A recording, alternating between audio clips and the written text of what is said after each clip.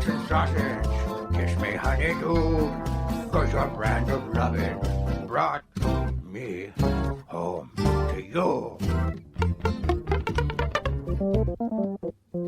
Welcome to Love and Dishes with Marcus and Elise. Hi, everybody. Welcome to Love and Dishes. And she's smiling at me this time. Okay, maybe not. It's my lovely wife, That Elise. was gas. Hi. Hi, honey. Hello. It's good to see you. So last time we were talking about our trip to New York City. We got through maybe half of our trip. Right. And so the second half of our trip really, I think, became a focus on the pie portion of our trip. But before we get there, We had one blowout dinner. We wanted to have a very nice dinner. we did. But let's talk about some of the non-food things that we did while we were there. Did we do any non-food things, sir? You know what? Surprisingly, yes. And We shopped. I bring it up because I can't go to New York City with you without you wanting to shop and bebop around New York City. So we end up traveling down to, I believe Soho. is it Soho? Soho. So because you needed to get to Muji, one of our favorite places Yes. it's a little Japanese travel store. They've got little travel-y things. Hard to describe. If you're ever in, The aesthetic is very Japanese. absolutely. Minimalist. If you're in Soho, go check it out. It's on if you're Broadway. at JFK Airport, JetBlue terminal. at the JetBlue terminal, there's a Muji there. You can find it in a few airports around the country. Anyway, Muji, fun little store. Stopped there. Left there because we're in that part of town. Elise can't help herself but want to walk over to the Pearl River Mart. Yes. Which I still to this day do not understand why you want to keep going into this cheap Taiwanese Chinese store It's that awesome. sells the cheapest junk direct off the boat from China in the middle of New York City. I When love there's it. so many other great places No. for us to go. No. Explain it to me because I'm it's- confused. It's kitschy and it's not all cheap stuff. It's like, for instance, if you've ever seen the New Year's Chinese dragon parades where the big dragon heads with the long body, they sell those there. Because that's what I'm looking for. But they're awesome I to look at. forgot. You know what? If That's you- what I forgot on my shopping list. I forgot you my want- giant Chinese dragon head. Oh, lighten up. But, If I want a kite or chopsticks, it's a great place to go. they had awesome stainless steel chopsticks, which you were eyeballing. Yeah, so and let's I go can here. get them cheaper on Amazon. Anyway, but they also have stuff for origami, and they have all the interesting, strange Chinese sweets. Yes. They have everything Hello Kitty that you'd ever want. They have It's too much. those lovely fortune cats that wave at you. I mean, I think those are 5,000 waving awesome. gold I cats. love them. They're awesome. Oh my Lord. There's just sort of I just like the atmosphere, and I just have fun. It's a whimsical place, and I sometimes pick stuff up and sometimes I don't, but I just really like it. And Well- it's in the area, Soho is my kind of big shopping area, and most people when they hear Soho now think those high-end designers, but for me it's really I hit those two shops, Muji and the Well, hold China- on. Let's go Oh. through the list because fortunately, this is what I love about Foursquare. where I you've marked been. all the places we went. So after the Pearl River Mart, Yes. you were thirsty. So we stopped because, of course, Elise can't start her day without a coffee. So we stopped at the Nespresso Boutique, which Elise loved because Elise loves Nespresso. Nespresso coffee machines. I think they're adorable. Correct. They are adorable. They're cute.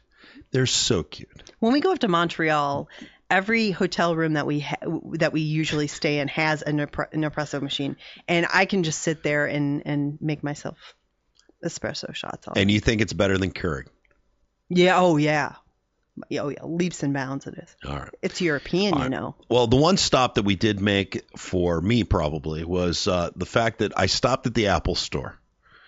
It was Yawn. well. Apple They Store just in had the release Soho. of the 5S and the 5C and some other updates. So it was fun to walk in there and just kind of see it. And it was swamped. I mean, it was just packed. Apple Store's always swamped. That place is absolutely crazy. And the one thing I will say is I did end up purchasing something there for myself, a charger, and I didn't know where the checkout counter was. And it was because there's gold-plated. no registers. They use cell phones to check everyone out. But you still have to stand in line for some reason. Yeah, it's very odd. It's very crazy. But we also went to Miss Moo's, which is my favorite shoe place. Well, hold on. We haven't even gotten there yet. Yeah, we actually went there before Nespresso. Oh, actually, you're right. I know. Yeah, we did stop at Ms. Moo's. So, of course, we had to do some girly shoe shopping. Now, I act like I like the thing, and I'm like, oh, look, there's a pair of shoes for me. Yeah, I could so do without going into another shoe shop. don't even go there, mister, because I believe my time at Miss Moo's was dwarfed in comparison to your time at Fry Boots. I went to Fry Boots. Now, before I went to covets Fry, his wife's feet. Okay, I'm not even going to touch that one. Before we went to Fry, the Fry company who does Fry Boots, we went to Camper, which is another shoe store. We stopped at 3 shoe stores on this trip. For me, you have to admit, though, for me, the amount of time that we actually spent there was nominal, and I didn't buy any shoes. You did not. I congratulate you for not buying shoes. Which the last time I went to But I Miss don't Moo's, know why you would ever buy shoes since you have 15 pairs of black shoes anyway. I don't know what you could do with a 16th. And now by that the I've way, busted that's my just ankle, the black ones. I can't wear high heels. But we did go to the Fry company, and I stopped there primarily because you have always touted the Fry boots. I like the Fry boots. I've never tried them on. I'm trying to be a good partner. I know how much you love shoe shops. Liar. No, I know how much you love this kind of stuff. Every time I so bring I kind of do it to entertain you. Every time I bring home a pair of Fry boots. Now, not that I have that many, but every time I bring home a pair of Fry boots, you always go, when do I get mine? When do I get my Fry boots? And so you bitch and whine like a little girl. And so we see the Fry boot shop, and I say, let's just go in and take a look. We didn't look at me. Yeah, because I keep looking at your $300 pair of Fry boots $400 against my $100 pair of shoes and go, what the heck am I doing wrong with my life? Anyway. You're not an expert shopper. Once we got done there. Wait. Oh, no. You don't get to gloss over. Once we were done there. Yeah. Once we had spent about 45 minutes there where Mr. Serta tried on at least 80 pairs of boots where I did not. This is too little. I tried on 3. This is too hard. This is too soft. And had this man running back and forth, and he kept putting on. It was like he was waltzing around looking for the perfect pair of And then I pumps. ate Goldilocks. It was amazing. And then we walked out with no boots. Yeah. Anyway, so we got done with the Fry company, and right outside, about half a block down, we were getting a little bit hungry, but not so hungry that we wanted to sit down and eat, but we saw the perfect thing. The food truck from heaven called the Gypsy King, which did Belgian fries and beautiful aiolies, and you can't beat a good Belgian fry with a decent aioli. Can't beat me with the Belgian fry. Well, I can try. We had rosemary aioli, which is basically rosemary mayonnaise. Yeah. Which I don't like rosemary, but I have to say it's pretty tasty. It was pretty tasty. We were kind of fighting each other down to the bottom of the cone. And I always knew you're going to beat me because I just can't eat as fast as you do.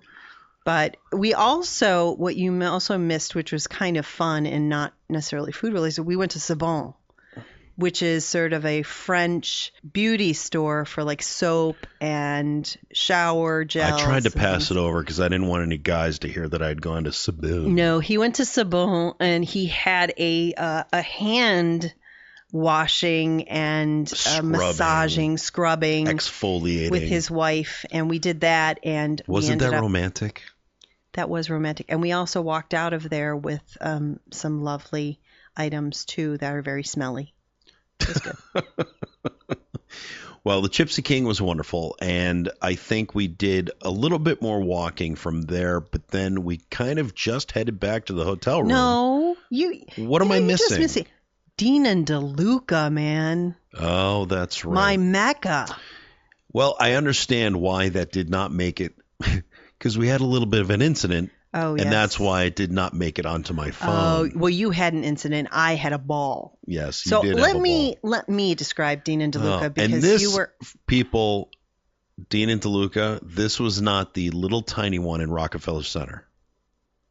This which is just the coffee shop. was gigantic. Well, it's their flagship store in New York City, and it's not huge, but it really has a great variety of everything they have. And for those of you not familiar with Dean and Deluca, to tell you the truth, I don't even know where else they are other than New York City. They're probably somewhere else, but I don't know where.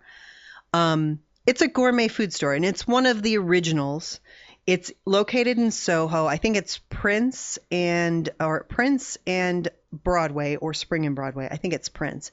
But every time I go down to Soho, I just love going there. One, because they're so gracious and you can try almost everything in the store. They also carry things that really are specialty items that I couldn't find anywhere else. And it really feels like a luxury when you go there. If I lived in New York, there's no way that I could go and shop at Dean and Deluca every week. There'd just be no way. But It'd be like going to Whole Foods no. at double the price. It's like Whole Foods on steroids. I mean, it's luxury items. We're not talking just, it's organic and health food. We're talking luxury items. What do you think your favorite thing was that you picked up there? Because I think that you found your favorite thing in the cheese aisle. I don't know about that. It certainly was a highlight for me. Yeah. So let me do a quick run through Dean and Deluca because you were on the phone. I don't know how you get a quick run through that place. I'm going to go quick. Well, we didn't. You kept on pushing me out the door, but. All right, I'm going to watch the clock. You got 60 seconds. 60 seconds. Go. Okay. I had cherry lemonade. I bought cherry lemonade. I bought double cream Gouda. I had you taste keen cheddar, which is amazing cheddar. I also bought Berkshire ham. I also bought a salami that was amazing there. I bought a whole jar full of duck fat, which I am going to make hash browns fried in duck fat. Did you try the Iberico? Did they have the Iberico there? No, but we've had that. Yeah. We've had the best of the best for Iberico. Yeah. And also, you picked up licorice. You tried all this different kind of licorice. Oh, my God. That reminds me. That's right. Because they had You're eating black into my 60 licorice, seconds. which was here. fine. I'll give you a few extra seconds. Thank you. They had plain licorice, which was fine. But then, because I had never seen it before, they had salted licorice. And I'm okay with the sweet and salty. So I try it. And I'm like, it's okay. And then I see they've got double salted. So he said, let me go for that one. Let me try that one. Again, I'm willing to try anything at least once. Oh, my God. It was a licorice salt lick. And it was Not black even licorice. a deer would have eaten that. That was awful. No, but we would highly recommend Australian licorice, cherry, strawberry, even their regular black licorice. There's a brand called Kookaburra that's pretty good. But they also have like all this chocolate. But I picked up the jar of duck fat, which I was really excited about. Then they also were having a tasting, and this man was just delightful. He was there for his daughter, who is based out of California, and she was making different pepper jellies. And so we basically did a tasting of these pepper jellies, and one was really hot and we liked it a lot. So we bought a jar of that. Mm-hmm. But, I could go through there and just pick up all these specialty items. They have teas from all over the world. They have amazing coffees. Their pastries are great. The guy at everyone's very knowledgeable about what they're selling. Right. So like the guy who was doing the meats gave me a portion of everything. He said, well, what cheeses are you eating? And I said, the double Gouda. And he came out with all these just beautiful meats for me, cured meats for me to try. So I think for me, it's just always a surprise. And I'm like, as I said, a kid in a candy store. And they're just lovely and gracious about what they do. Now, of course, you can't get out of there for anything less than, I think I spent $40-$50 for, a small bag. Let's not even go there. Let's move on. Your time's up. Let's talk about the romantic dinner we had at a restaurant. Now, this was a funny circumstance. That's why I go with my gut. Elise and I were having our honeymoon again. Was this the sixth one we've had? Yeah, this was our honeymoon weekend again. And they set us up, our hotel, on our way down. Again, Nilo did a really great job because I had warned them ahead of time that we were on our honeymoon weekend. And they every day called us before we arrived to say, we've set up a reservation because I asked for a reservation for dinner. They set up a reservation at Megu. It was Asian. And it's supposed to be top notch. They said, we're going to try to get you in there, but if we can't get you in there, we're going to get your reservation at Nobu. Now, I've been to Nobu. I know the quality of Nobu. So if it's better than Nobu, I'm already thinking, wow, it has to be good. But Elise looked it up, and Elise did some research and said, it's sushi, it's Asian, it's expensive. There's a 3-course, it's really expensive, so it doesn't seem like you're going to get a lot for the money. Let me see if I can find something else. So she finds a restaurant online called Junoon. And what was their specialty? What was the thing that stuck out for you in your mind that said, this is a place we should try out? Well, first, it's Indian. And we both love Indian food. Yeah. And here in Vermont, really, it's been impossible to find really good Indian food. So when we were discussing what kind of restaurant we wanted to go to in New York City for our splurge meal, we'll call it, we both agreed we wanted something ethnic because that's just something that's not really available to us here. Yeah. So Indian was top of our list. And I sort of looked at the review sites and tried to see, well, what's getting good reviews from locals. And Junoon was interesting because, one, it was Indian, but two, they also had a spice room in the actual restaurant, which the idea was that they combined the spices there and had their own spice mixes. And so they were mixing, they were grinding, they were making them all on site. They were tweaking. Yeah. So for us, it was like, these are the signature little things. These are the dots that are lining up to say, Junoon will provide us a wonderful meal. Now, you would think the way I'm setting this up, I'm about to tell you that it was awful. Actually, I blew my joke. Did you know that I blew my joke? It's not tweaking, it's twerking. Thanks, honey. Way to stay topical. Thank you. Why does Miley have to come into every conversation? No, because these you were days? saying, well, they no grinding. matter what show, no matter what television network I'm on, Miley appears. You're welcome. I was paid for that sponsorship. All right, let's move on. Anyway, Junoon, wonderful meal, wonderful experience. It was gorgeous inside. Very romantic, really well designed, quiet. Mm-hmm. The service was excellent. They were on top of everything, keeping the water filled, keeping our drinks there, making sure that we were comfortable without being overbearing or in our face. Yeah, we've had a lot of people who are like, "Are you okay? Are you okay?" Or they were just never show up. And this one, everything was smooth. Even the host, the maitre d', when he saw we hadn't ordered yet because we had asked for more time. Yeah. Stopped by and said, "Are you ready to order?" and took our order. And I think that's really quite lovely when your server is not the only person who's responsible for your comfort. It was definitely a team effort, and we saw our waiter, we saw different servers, we saw the bus guy, we saw the maitre d', we saw a number of people come to our table to assist us. It was really a well-developed team that was taking care of not just us, but everyone around us. And I think everyone was having a great experience. Right. Now I have to back us up just a little bit. This was not information we had before we walked in. But what we found out while we were there, we walked into the lobby and it was beautifully decorated, but we also saw cookbooks up on the wall from the chef. And the name of the chef is Vikas Khanna. And he was host on Master Chef India. Oh, really? Right. Yeah, I'm just finding this out. He is an award-winning Michelin-starred Indian chef, a filmmaker, a restaurateur, and now he's based in New York City. And in 2011, People magazine named Khanna in the list of sexiest man alive. Well, I think by the quality of food, we understand why he's got the Michelin stars. The food was fantastic. I had a goat dish. Now, the only thing for me I do like the flavor of goat, but this was the first time that I had ever had so many bones in one dish. And I asked the gentleman, what was the cut of meat I was having? And he said, we use everything. Because I had a goat stew, and they really do use every bit of goat in that stew. And that's one of the reasons why I had so many bones in my stew.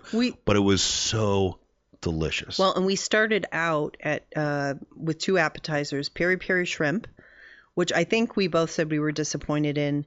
I liked it. You were disappointed because you were expecting something hotter. Well, peri-peri sauce, in my experience, has been kind of spicy. And I also felt the shrimp was a little bit on the side of overdone.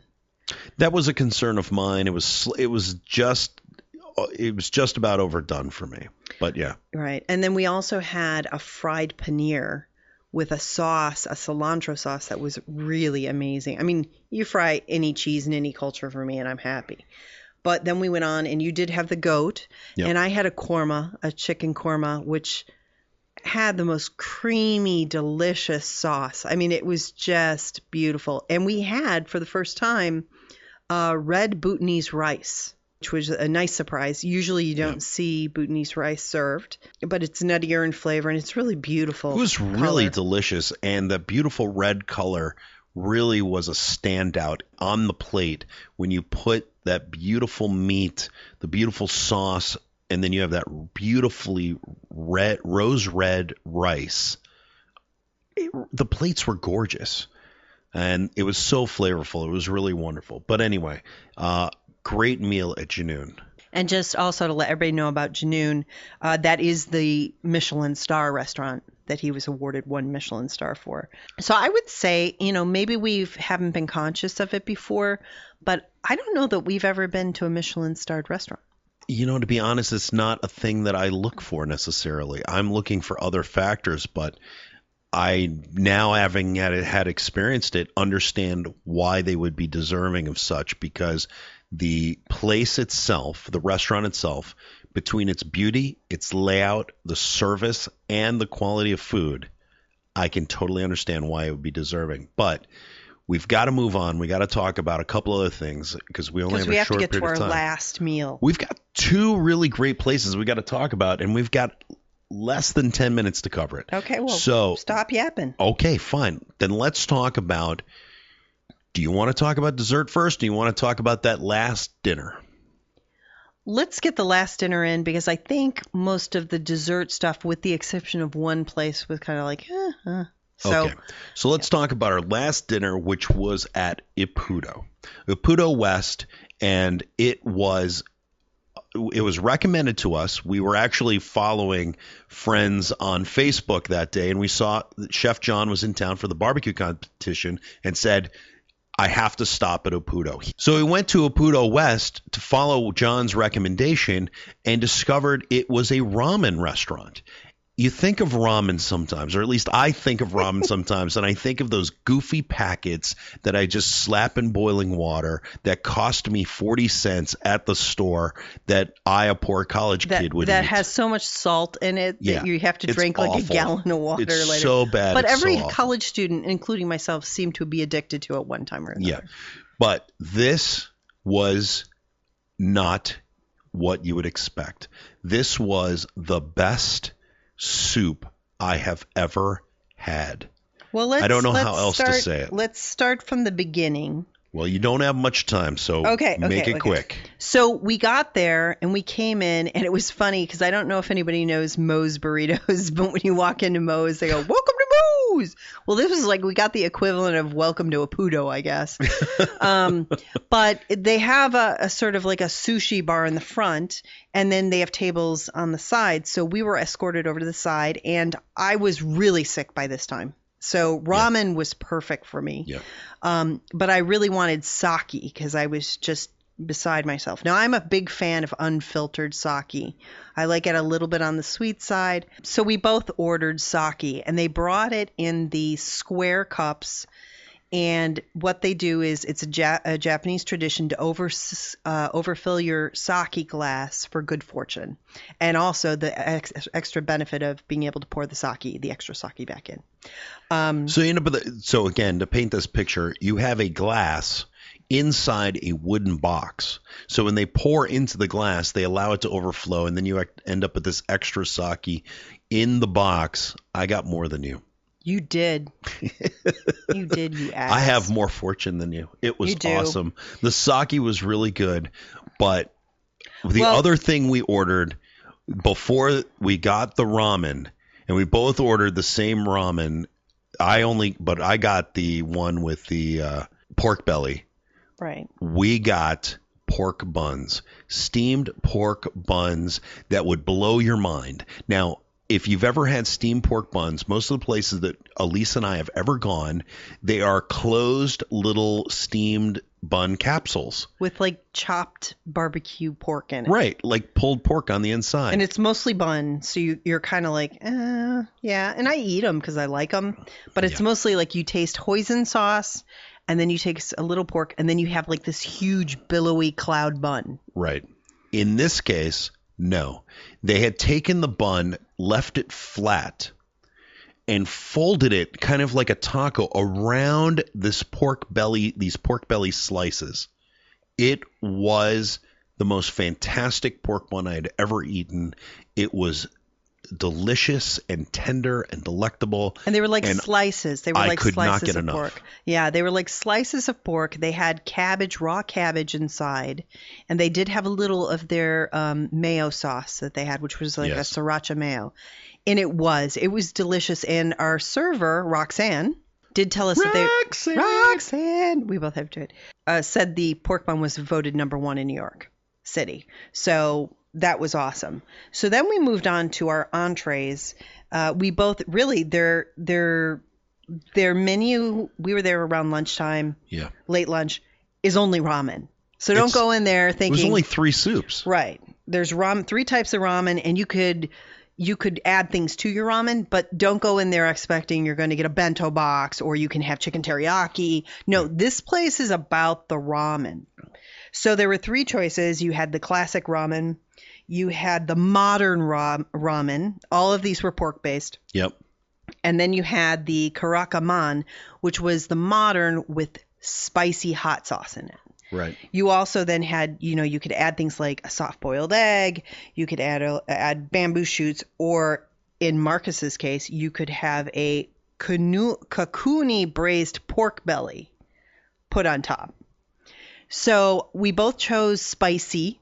Especially me, and Marcus had the addition, I did not. But as soon as I got there, they were like, well, mix it all up, get all the spicy stuff in there. Yeah. Just the smell. I mean, both of us, we were just like, this is the best thing ever. Smelled wonderful. It tasted wonderful. Ugh. But you know what? I can keep going on about that, but we need to kind of wrap this up. I know. So let's focus on what happened. The most odd. This was the most ridiculous, goofy. I don't know. There's a certain portion of me that gets a little irritated by it. I get it, but it was just odd. So Elise and I finish our meal. Elise, because she's sick and because she's not the type of eater that I am, does not finish all of her ramen. Like so she's still got like half a bowl in there. So it's so good. We can't wait to take it home. Yeah, and we're driving home. Yes. Straight from there, we're basically driving home. So we ask, can we get this to go? No. The first guy said, I said, can I have a container to take this home in? And he says, oh, we don't have containers. Right. And I was like, oh, well, that's too bad. So Roxanne, our server, comes over. Roxanne! And so she comes over and I mentioned to her that I'm disappointed that I can't take it home. And she was like, yeah. And then I said, well, next time we come, I'll bring my own Tupperware dish and I'll bring it home myself, thinking that maybe they're just being environmentally, like PC. Yeah. And she goes, oh, no, we couldn't let you out the door with that. And I thought she was like kind of joking. And I looked at you and I'm like, ha, ha, ha. And she goes, no, we're serious. The chef doesn't allow for takeout or for doggy bags because of the integrity of the food. And that he feels that if you leave with it and you take it home, that the ramen will no longer be as good. The noodles get gooey or whatever. I'm looking at her like, are you kidding me? I can't take home my soup even if I want to. And she was insistent but we paid for it. We did pay for it. And as you said, I understand wanting to keep a chef wanting to keep their integrity in their food. But this seemed a little overkill to me. Then give me the disclaimer. Hand me the doggy bag and go, yeah, we're going to give you the doggy bag, but we just want you to understand that due to the fact the noodles won't hold up. So if you attempt to microwave it later, the flavors will not be as consistent as they are if you were to eat it here. Okay, fine. Thank you. Bye. Got to go with my broth. But that's not what happened. And Elise I had to leave half that here's bowl the thing. sitting there. Elise and I are eating this meal, just going back and forth about cooing about how wonderful this experience is, how great this food is. And then we get to this moment and we go, just before that, I think Elise made the statement, for Love and Dishes, this is going to be my number one place. This is going to be our favorite stop on the entire trip. And then this incident happens, and I said to her, I think this drops to number 2 for me now. Because of this experience, it just threw me off. No, I'm sorry. Here's the thing. No. This is my number 1, but now the gauntlet has been thrown. And I am going to see the next time we go back, I'm going to see if I'm going to bring a big bag. I'm going to bring a Tupperware thing. When they're not looking? When they're not looking, and I'm going to smuggle. I am going to smuggle the ramen out, and they're going to have to wrestle me to the ground to get that Tupperware out of my dead, cold hand. We paid for it. Doesn't there come a point where it is now mine? I haven't paid. I mean, it's not intellectual property I'm trying to steal. Well, and I would say this too. It's not like we're at Per Se or we're at WD-40 where we are at, like everything's gastronomic and puffs of smoke and stuff. We're asking to take those things home in bags. I mean, it's ramen. Ramen is like the ultimate takeout food, isn't it? So anyway, it was disappointing, but I thought it was just kind of made the experience a little more even odd and weird. But let me say this. Elise and I both are telling you, go to Apudo. It's awesome. But go with an appetite or get one bowl and share. And if you so still you don't have to leave with the disappointment of not being able to take it with you. Yeah, because even we said next time we go, and we will go again. Absolutely. We will share a bowl. And then if the bowl, if we're still hungry after that, we will get another bowl. But we will only do that because it was a sin. It was a sin to walk away from that table without the rest of that ramen. Apudo and Momofuku Milk Bar are on our must-hit list every time we go to New York City. That's that. Yes. All right. We're gonna run over. I'm just gonna say that now. But let's try to keep it. Some anyway because of my coffee. No. I understand that. Now I'm going to have to cut that out because I've already cut out the coughing. That's fine. And now I'm cutting out what I'm saying right now. All right, do that. So I'm going to cut what I'm cutting. That. All right. So after we get done with this, let's mention I'm going to go quickly through a couple of other little things. If you feel that you need to mention it, then let's talk about it. But otherwise, we made a stop. We had breakfast at Pershing Square, which is the Pershing Square Cafe, which is right outside the main entrance to Grand Central Station. Great breakfast, great service, quick. They make sure that you are in, out, done. It was fantastic. It was a great experience. had a fun time in Grand Central because I took my lovely wife to the Joe Malone store for a hand massage and for a smelling sample. I don't know how you put it. It was like a smell party of Joe Malone perfumes. Joe Malone is English, and just so you know, they have some of the most beautiful scents that I've ever smelled. You also can layer them and make different smells for yourself, but they also have a lot of food-based perfumes. And so I have a ginger nutmeg perfume. I have an agave cocoa or cacao perfume, and Earl Grey and cucumber and red currant and cream were the ones I picked up this time. They're all natural. They're not like cheap, crappy perfumes. They're all natural scents versus it's not like Love's Baby Soft. I'm trying to describe some perfumes. They're just a perfume. They're not a natural odor. It smells versus like a chemical base. You walk into a Joe Malone, everything's going to be based on a fruit, a flower, something you can identify. Today I'm wearing rosewater vanilla. And you smell delicious. Thank you. One of the other things that we did while we were there is I stopped and did a little bit of business. We don't have to worry about that. But on our way out of town, one of the things we knew we had to make a stop for while we were in New York City is we had to make a detour into Brooklyn to go to 4 and 20 Blackbirds because we were going to do some pie tasting.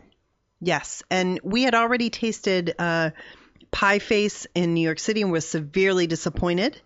Pie Face, their crust was similar to a pie crust that I think I bought from Pillsbury. Yeah, and they serve little tiny pie. We're talking like the size of a small cookie hand pie. $4 for a pie the size of a $50. It was not, and it wasn't even very good. No. So they do savory and sweet, but stay away from them. They're a chain there, and it was ick. So we did go to 4 and 20 Blackbirds. I've been reading about them for 2 years now in Brooklyn.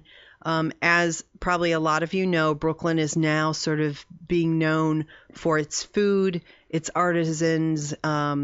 So it's becoming more artsy in a lot of ways. Like Williamsburg did, is what's happening to Brooklyn. And so we found, I drove because Marcus can't be trusted to drive in the city. No, I just scared the hell out of you on the way into New York. Well, that's because you don't know how to drive in the city. So anyway, we drove into Brooklyn.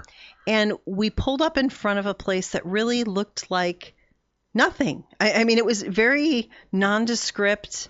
And then on the door, there was like this sign that said, 4 and 20 Blackbirds open. That was it. I mean, there was nothing else. It looked like a little coffee shop. Yeah. So you walk in. Nothing too overwhelming. Nothing fancy about it.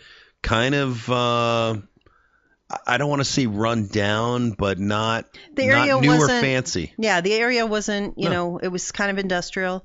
So we walked in, and inside everything was kind of like industrial rustic. Yeah. Small, not art on the walls, not your typical cafe. Small from the aspect of we saw 5 or 6 people in the back working on making pies in probably about a 200 square foot space. Yeah, it was very 200 small. square feet with equipment piled in. Yeah. So and there were 5. Yeah, there were people back there. So we knew that when we got there, they're known for salted honey pie, and which is delicious. Salted caramel apple, and what did you think of it?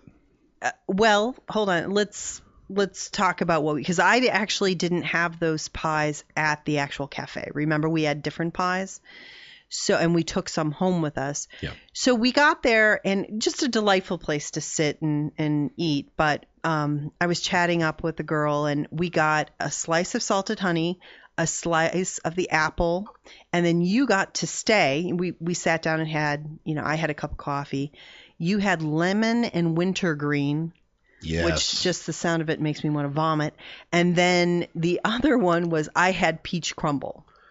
How does lemon and wintergreen I have no idea make your stomach curl? Why anyone, one, wintergreen, like gum, does make me vomit. I don't know what it is about the smell of it, but it reminds me of bathroom. Yeah, but wintergreen gum is not the same. Well, but that's It's not when even you close say to being that. the same. But I bet you if you ask our audience right now, if somebody said to you, hey, man, you want some lemon and wintergreen pie?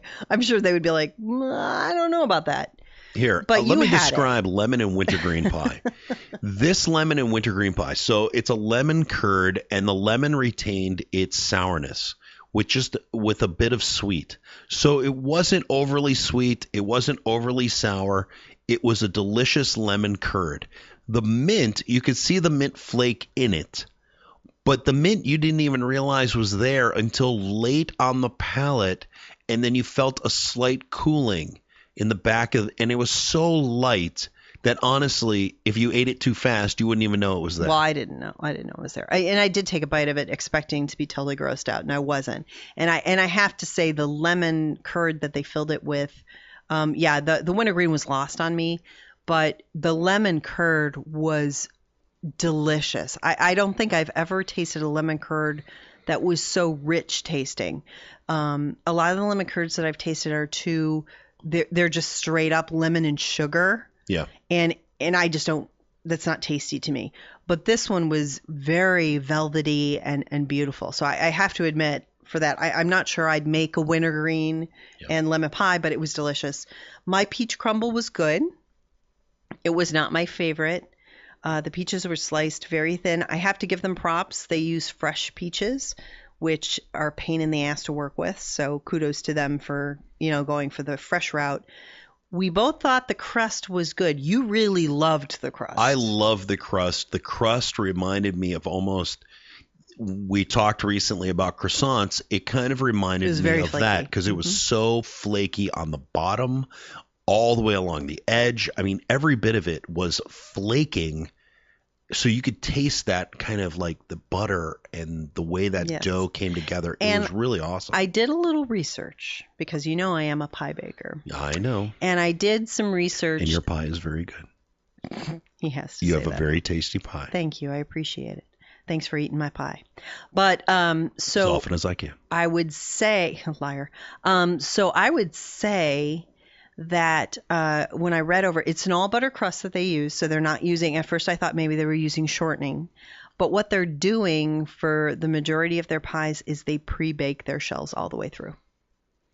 So that would make a big difference. So with your lemon and wintergreen, it's a fully cooked crust, and then they put the lemon curd in it. So are they baking but they're not having to bake the lemon curd? Well, they may have, I have to check the recipe again. They may have baked it a little bit, but lemon curd you usually don't need to. Right. The salted honey definitely was baked. It's like a buttermilk pie. So they pre-bake the crust their shell. Totally. Yeah. And then they put the salted honey base in. And then they you're saying bake it you're some baking more. it again. Yeah. How do you avoid burning a crust if you've pre-baked it and now you're baking it again? And I assume, based on my experience in watching you bake, another 45 minutes in the oven. Well, my guesstimate, because you have to remember the salted honey filling, which I'm going to attempt this week, doesn't need as much time as like a custard does. Because it is, as far as I know, there is no milk in it. Okay. It's mostly an egg and sugar base. So you're not going to have as much of an issue with that. When I say pre-bake, I don't think they bake it all the way to being golden brown, but they bake it enough that the crust is baked through. So if your filling requires less time, then you kind of race it. And you can always put foil around your crust on the top to make sure, or raise it up so it's not. But you're still raising the temperature of the crust significantly. Well, but that's what I think that it's as I said, it's a race, and I think because of their fillings. Yeah. But I think that's how they keep them flaky. Wow. Okay. Yeah. Well, I look forward to your attempt at salted honey pie. You did try the salted caramel apple. That was a slice that we brought home. What was your thought on the salted caramel apple? Meh. It was okay. Do you think that had more to do with the fact that you waited, that you didn't eat it on site? No.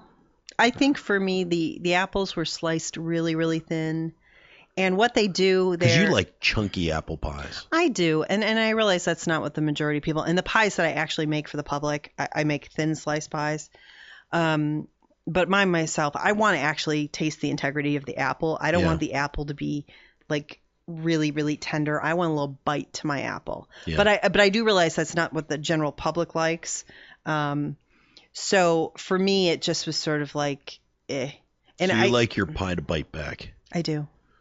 I'm I like one of it, those. I like it when your pie bites back. Yeah, well.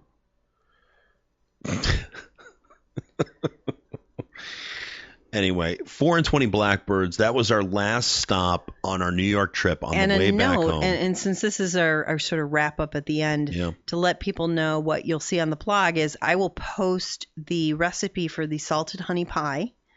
That is a released recipe that they've given out. Yeah. And also, I'm very excited, and I am pre-ordered for 4 and 20 Blackbirds has a cookbook coming out. And just to tell you, it's two sisters who came from, I believe it was Oklahoma or North Dakota. I can't remember, one of the two. Grandma taught them in her restaurant. So they're recreating these recipes here in Brooklyn.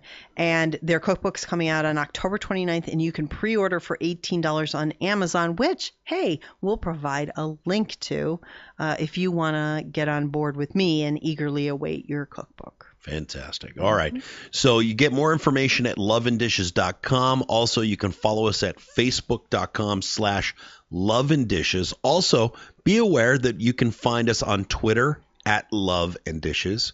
If you want, you can also download the podcast on Stitcher, on iTunes. It's on a number of podcast platforms. Check it out. It's also going to be up on SoundCloud. So we're going to be everywhere, and you can find us. And can I just say this? We will be twerking on Twitter. Oh, brother. You got to get that in again. Well, because then I did it right this time. I didn't say tweaking on Twitter. I said twerking. I'm so over the whole twerking thing. Okay. Anyway, on that I was particular twerking note, when Miley was still in the womb. Is that what you call it? Yeah, okay. I didn't know it had a name. Okay. Well, I love you, honey. And on that note, we are out of here. We will talk to you next time as we have more food adventures. And I think on our next episode of Love and Dishes, we're going to have to tackle some fall recipes. It's a lot cooler around Vermont right now. It's getting to that time of year where I think the hearty soups, the delicious pies, and of course, preparation for the holidays have to start being thought out. So we'll talk about that stuff and more right here on Love and Dishes. Bye-bye, everybody. Bye-bye.